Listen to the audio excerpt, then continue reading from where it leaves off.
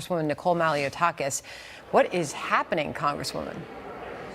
Well, look, New York is descending into chaos and lawlessness because of the policies put in place by the Democrats. It's just clear as that. The bail law, which allows repeat offenders to go on the streets over and over again. The Raise the Age, which is really a gang recruitment act. It's allowing individuals to go after our young people and have them do their dirty work because they won't see the criminal charges that an adult would. And then, of course, it's the sanctuary city policy, which is protecting people who are in the country illegally from deportation, even if they commit and are convicted of a crime. That is what's happening in New York, and it's brought to us by the Democratic Party. It's unfortunate, and Rudy Giuliani spent so much time working so hard to clean up the streets of New York City, and we have just seen it spiraling out of control since Mayor de Blasio came into office and really dismantled everything, and is being further dismantled by this mayor. But still, this mayor insists the city is safe. And it's just some of these one-off high-profile crime cases that are a disservice to all the progress that is happening. Listen. I think it's a disservice when we have these high-profile cases to erase the success that we've had. That damages everything that we have done. But we have a safe system. We have a safe city. We're the safest big city in America, and I'm not going to allow high-profile incidents to hijack the success of the men and women who have put themselves on the line every day. New York Post had a field day with that, Congresswoman. The headline, "This is fine." Obviously, New Yorkers say that they're unsafe. You see this in poll after poll. Also on the cover there, just 30% say the quality of life for them living in this city is good. I mean, that's a third of New Yorkers that are paying a fortune to live here. I mean, how much longer can this last as we continue to see this crime happening?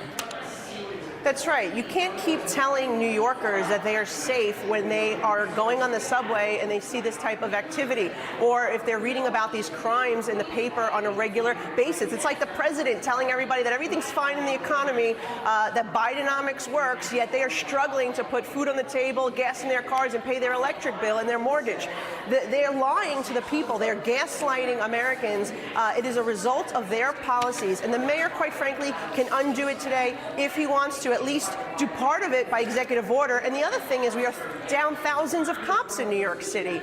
We're down thousands of police officers, about 6,000 or 7,000 than we were on September 11, 2001. I am really concerned with the president's open borders, his refusal to use his authority to undo what he did that dismantled our border, that a terrorist attack can happen at any time. And it's because of, again, the policies that have been put in place by the radical left because they're trying to satisfy some type of crazy base out there. You know, if I could just finish off with that, because when I said you were coming up, as we were showing our audience this video playing out. I mean, this is a commuter railroad, Long Island Railroad. People come and go on this all day, moms, dads, you know, people coming and going into the city. They live there because they can get to the city. They see this happening. It's scary stuff.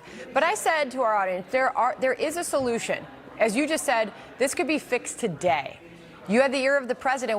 How do you do this? Well, look, I told the president at the State of the Union, I pulled him aside and said, you need to secure the border because Americans are dying. You need to use the same authority that you used to undo the Trump policies that secured the border. You need to now put it back together and fix the border that you dismantled.